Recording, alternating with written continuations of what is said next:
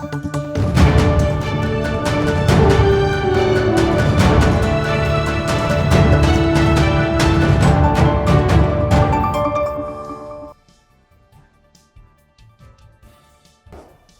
warga Jakarta, kembali lagi dalam program Berita Jakarta hari ini, Kamis 18 Desember 2025. Saya Robi Cahyadi siap menghadirkan berita pilihan dan informasi terbaru untuk Anda.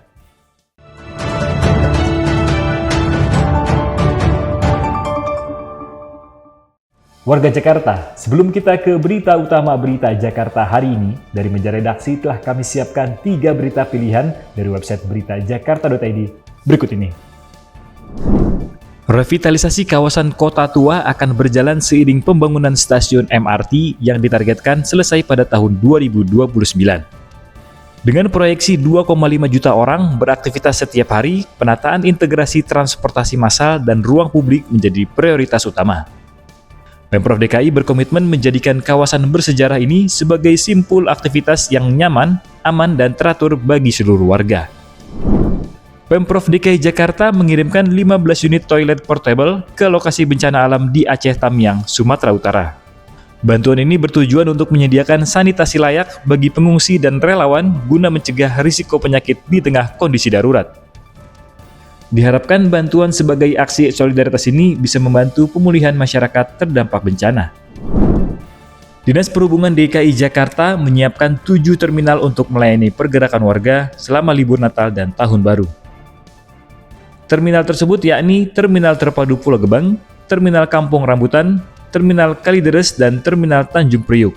Sementara 3 lainnya merupakan terminal bantuan.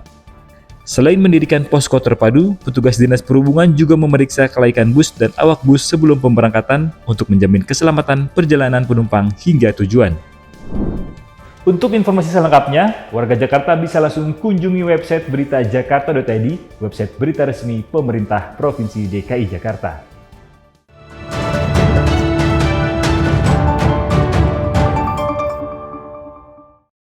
Kita beralih ke berita pertama Berita Jakarta hari ini.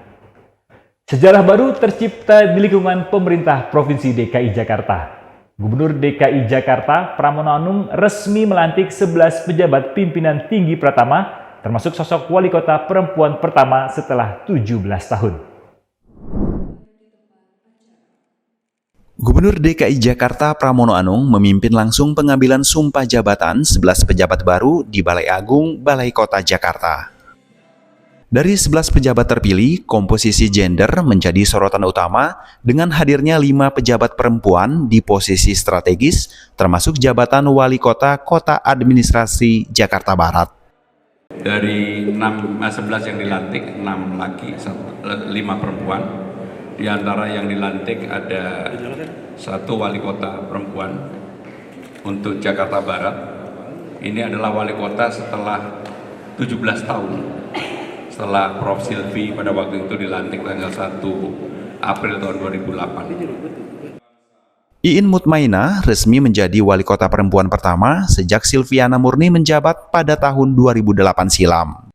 Rekam jejaknya yang dimulai dari tingkat lurah, camat, hingga sekretaris kota dan kepala dinas dinilai mampu membawa Jakarta Barat ke arah yang lebih baik.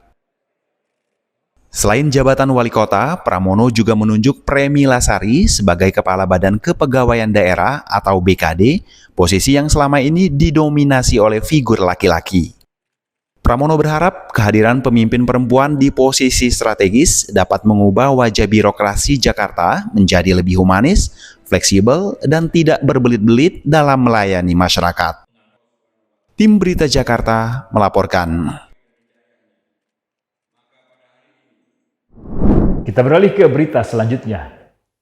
Pemerintah Provinsi DKI Jakarta bersama Kejaksaan Tinggi DKI Jakarta resmi menjalin kerjasama terkait penanganan pelaku tindak pidana melalui pendekatan keadilan restoratif dan pidana kerja sosial. Dengan kerjasama ini, pelaku tindak pidana ringan bisa menjalani hukuman dengan kerja sosial di fasilitas publik seperti rumah sakit hingga puskesmas milik Pemprov DKI. Penandatanganan nota kesepakatan ini dilakukan oleh Gubernur DKI Jakarta Pramono Anung dan Kepala Kejaksaan Tinggi DKI Jakarta Patris Yusrian Jaya di Balai Kota Jakarta. Fokus utama kerjasama ini adalah implementasi pidana kerja sosial bagi pelaku pidana ringan. Pramono menyebut, Jakarta memiliki fasilitas publik yang luas, mulai dari 31 rumah sakit hingga ratusan puskesmas yang dapat menyerap program kerja sosial secara efektif dan humanis. Saya sungguh berterima kasih atas kesepakatan ini. Bagi Jakarta ini pasti sangat berarti. Kenapa sangat berarti? Jakarta ini untuk ruang bekerja sosial yang besar sekali. Kalau kemudian ada yang bisa terkena tidak pidana kemudian menggantikan itu, saya yakin ini akan bisa di Jakarta akan membuat semakin baik. Jaksa Agung Muda Tindak Pidana Umum atau Jampidum Kejaksaan Agung, Asep Nana Mulyana menyebut, kerjasama dengan Pemprov DKI sebagai langkah strategis penegakan hukum yang modern dan humanis. Pidana kerja sosial menjadi inovasi bagi pelaku kejahatan ringan dengan ancaman di bawah 5 tahun untuk berkontribusi langsung kepada masyarakat. Program ini merupakan implementasi KUHP 2023 yang mengedepankan prinsip restoratif dan rehabilitatif tanpa menghambat mata pencarian utama pelaku. Kolaborasi ini diharapkan mampu menjadi perwujudan nyata sinergi antar sektor dalam memperbaiki sistem pemidanaan di Indonesia. Tim Berita Jakarta melaporkan.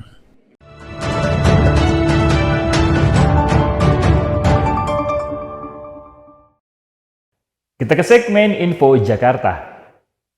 Bagi Anda yang ingin mendaftar Rusunawa, Dinas Perumahan Rakyat dan Permukiman DKI Jakarta mengingatkan bagi pendaftar untuk memastikan seluruh persyaratan lengkap dan valid. Perhatikan aturan terbaru mulai dari dokumen pendukung hingga kewajiban swafoto saat pendaftaran. Saat verifikasi luring, warga wajib membawa dokumen asli sesuai data yang telah diunggah. Cek informasi selengkapnya berikut ini.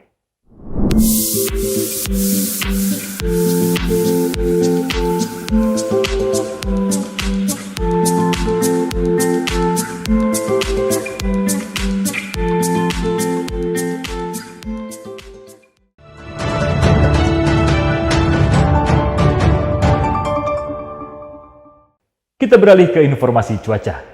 Sebelum memulai aktivitas esok hari, warga Jakarta bisa melihat perakiraan cuaca yang dirilis BMKG berikut ini.